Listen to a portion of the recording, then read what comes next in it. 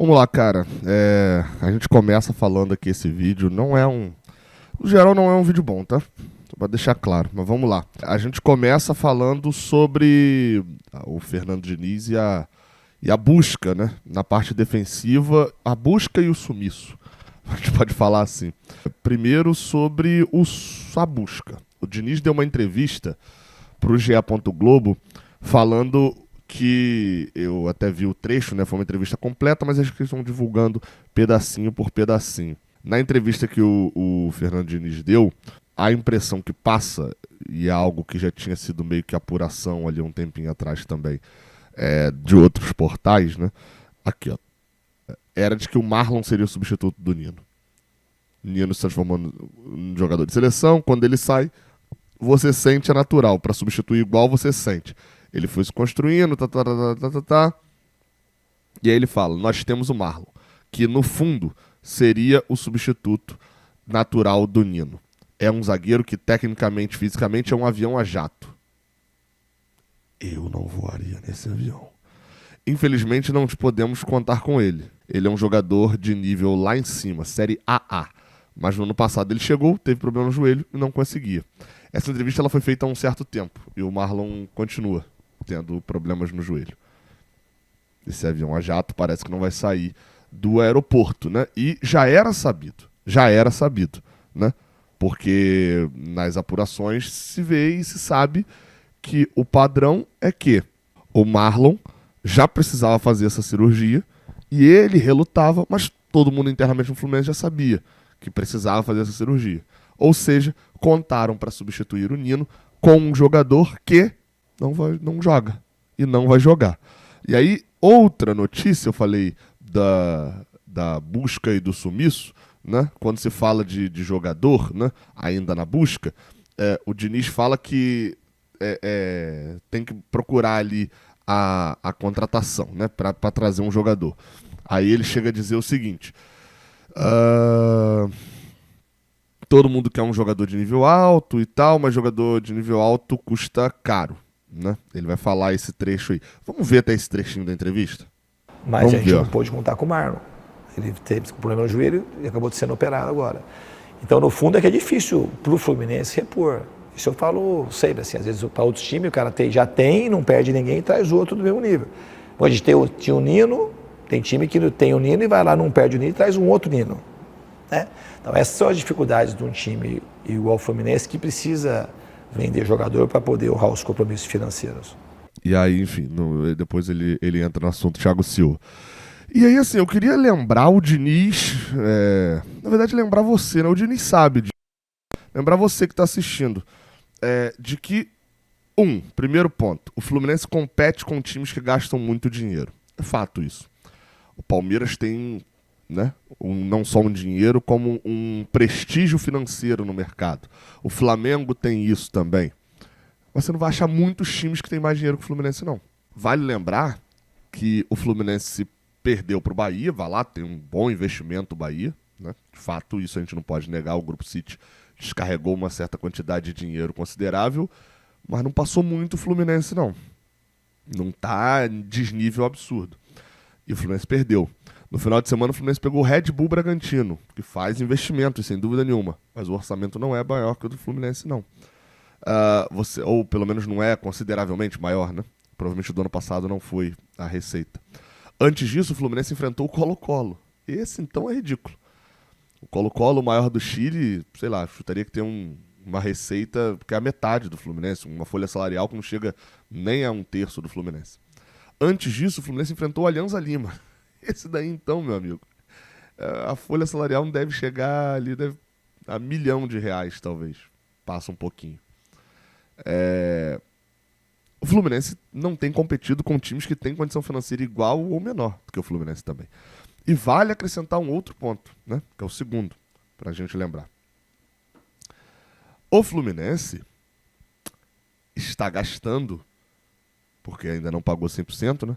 14 milhões de reais no Davi Terãs, num jogador que está escondido dentro do banco de reservas do Fluminense. Eu vou citar um exemplo ruim, tá?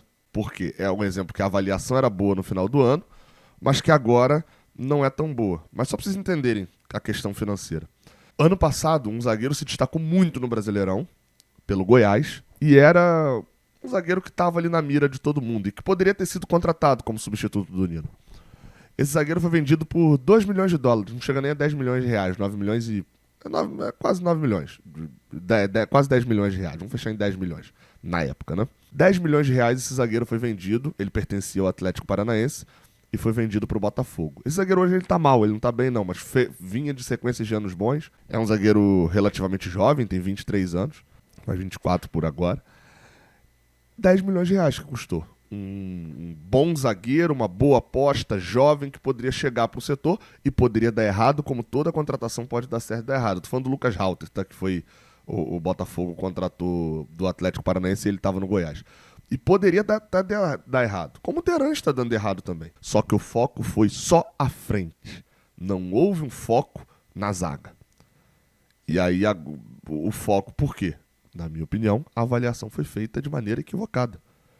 Confiaram num zagueiro que tinha 8 meses fora por doping, sem poder treinar. Confiaram num zagueiro que nunca foi zagueiro, que acabou de virar zagueiro e nunca foi um primor de qualidade. É só um bom jogador, que é o Thiago Santos. Confiaram num moleque, que é o Felipe Andrade. Confiaram num cara que tá bem mais velho, que é o Felipe Melo. E aqui eu tô falando, parece que eu tô falando negativamente, né? E num jogador que já tava machucado. Esses eram 5 zagueiros do Fluminense para essa temporada. Alguns desses aqui renderam. O Felipe Melo tá rendendo. Fisicamente, né, ficou fora do jogo de quarta e tal, mas de terça, Felipe Melo, Felipe Andrade tá entregando. Os outros 3, não. Então, assim, teve o dinheiro para poder gastar. O Fluminense preferiu investir em outro setor com um jogador que não está sendo utilizado. Mas também investiu na zaga. O Fluminense foi buscar o Antônio Carlos. Ficou 1 ano esperando o Antônio Carlos. E hoje ele é a última opção, inclusive atrás dos improvisados. É isso. Assim, o Antônio Carlos, com o Diniz, jogou 8 jogos, números aqui do GE, 3 sendo titular. Sendo que um desses ele estava com um time sem os principais jogadores nem viajaram lá para Bacaxá. E é um zagueiro que ficou fora. Sumiu. Acabou. Ele pode voltar em algum momento? Pode, claro que pode. Tá no elenco, no Fluminense não contratou longo com ele, mesmo com o Terãs. Mas o cenário é complicado. O Fluminense teve o dinheiro para poder gastar. Teve para poder fazer o investimento. É óbvio, o cobertor é curto. Né? Se você faz um investimento na zaga, você não faria mais para frente. E fez no Terãs e, né, o Diniz não tem usado o Terãs. Não dá para cravar que deu errado, porque o cara tá 4 meses no Fluminense. Mas o Diniz, a priori, não tem usado o Terãs. Não dá para dizer que o Fluminense vai fazer igual a Flamengo, igual ao Palmeiras. O Fluminense não está competindo, não é com o Flamengo e Palmeiras nesse momento, não. Nesse momento o Fluminense não está competindo com time nenhum. E vamos falar de bola e campo pra gente poder falar um pouquinho sobre isso. Eu fui buscar 2 análises do Eugênio Leal na ESPN. O Eugênio Leal, que é um comentarista carioca, foi comentarista e repórter da Tupi durante muito tempo. Conhece bastante de Fluminense. E vocês vão ver que foi pesquisar para comentar, o que infelizmente na ESPN não é algo tão corriqueiro. E depois uma análise dos 3 jornalistas que estavam no Redação Sport TV de ontem. Um pouquinho a gente a entender como que vem acontecendo as coisas dentro de campo e fora de campo do Fluminense. Vamos lá. Dá play aqui. As grandes tabelas e triangulações que ele fazia pelo lado do campo para construir. Hoje é um time que levanta muita bola na área, que não tem o repertório que tinha. E os jogadores estão lá. O Fluminense tinha uma jogadinha muito marcada desse período do Fernando Diniz, que era aquela triangulação pela direita ali, com o Ganso, o Samuel Xavier e o Arias. Girava por ali, daqui a pouco alguém chegava no fundo e cruzava pro Cano fazer o gol. Essa jogada foi esquecida no tempo, ficou perdida no tempo, não se faz mais ela. Tem uma verdade absoluta que é a seguinte: o diagnóstico errado mata o paciente. Então, é óbvio que o Fluminense não está jogando bem. O Fluminense não está repetindo o padrão de excelência que ele teve ano passado. Mas não adianta você querer atacar as substituições que o Diniz fez, como se isso fosse o problema. Não foram as substituições. Porque terminou o jogo com vários jogadores fora das suas posições originais. Não era mais o momento de defender nada, era hora de buscar, no mínimo, um empate ali. Então ele troca laterais por atacantes, zagueiros por volantes e vai jogando o time para dar mais qualidade, porque teoricamente, né, os jogadores de ataque têm mais qualidade técnica do que os jogadores de defesa. Não funcionou também, porque não adianta você fazer isso sem uma estruturação coletiva para que a equipe jogue. E aí eu dou um pause aqui para poder falar. Quando eu estava ouvindo isso, pouquinho disso ontem no carro que a gente estava andando, e eu fiquei pensando, falei, caraca, eu tô discordando dele, é um problema assim ter terminado com improvisação, etc. E ele falou, não funcionou tão bem. Não funcionou tão bem. Só que esse tipo de explicação era o que eu queria ouvir do Diniz quando eu fiz a pergunta a ele. Né? E a gente vai falar depois do Diniz aqui nesse ponto. Era do tipo assim, eu tentei botar jogadores de mais qualidade pra frente, e não a primeira resposta, o Diniz até falou um pouquinho disso, mas a primeira resposta do Diniz eu fiz pra melhorar o time. Quem acha que não fez pra melhorar o time? Só que o problema que o Eugênio Leal fala isso, e você vai ver agora na continuação, por que o Diniz não responde que o problema não foi só as substituições no final? É porque o time não tem padrão. Não adianta atacar isso. É igual remédio pra febre. Você tá atacando só a febre, tem que descobrir a causa. O Fluminense continua sofrendo muito com as bolas aéreas. Ontem, quase sofreu um gol, numa cabeçada logo no início do Cuesta, que estava com enorme vantagem, que subiu para dividir com o Martinelli, que é uns 20 centímetros mais baixo que ele. E parece que ontem, justamente por isso, Eugênio, o Diniz tentou povoar muito a área e sobrou espaço. Não marcava o rebote. Não marcava o rebote. Bola parada no Fluminense. O Caio Alexandre fez o gol? Não, antes já teve um chute do Jean Lucas, que a bola passou raspando. Rebote de escanteio. Como não tem altura, a média de altura do time é baixa, você bota mais gente para tentar ajudar a marcar. Só que aí você deixa de marcar o rebote. O gol do Caio Alexandre é no rebote. Quando ele chuta, tem o Samuel Xavier. Tem, mas ele teve tempo de parar, dominar, ajeitar, entender, pensar o que ia fazer até chegar a uma marcação. E aí ele corta e faz o gol. Curiosidade. Vejam o gol do Vasco contra o Red Bull Bragantino. E eu tava vendo esse jogo e o repórter que tá no campo fala que o Ramon Dias vira pro Ryan e fala, para de marcar, tá 1-0, vem aqui e foca no contra-ataque. Foca no contra-ataque, esquece a marcação. O Vasco tem um escape, o Ryan faz a jogada, gol do Verratti. O Fluminense não tem esse escape. Tem um número que é duelos vencidos, que é a disputa, um contra o outro ali, eu contra você. Normalmente, essa média de duelos vencidos é muito parelha, é 50-50 ou 51-49 Esse dado é bizarro, e tal. Eu fui buscar a faixa de tempo entre o reinício do jogo, ali na casa dos 17 minutos do primeiro tempo, até os 61, quando sai o gol do Cauli. Nesse período, o Bahia ganhou, nos duelos embaixo, no chão, 66%, ou seja, 2 a cada um. Ou seja, o dobro do Fluminense. E nos duelos aéreos, 80%.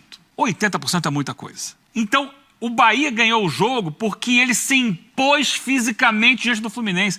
Ele marcou o Fluminense, ele tirou a bola do Fluminense, ele não deixou o Fluminense se sentir à vontade para fazer o jogo dele. O Bahia ganhou. É claro, depois que ele faz a virada, ele recua. Tanto que o Fluminense, mesmo colocando vários atacantes, não conseguiu gerar uma situação de perigo depois do gol do Bahia.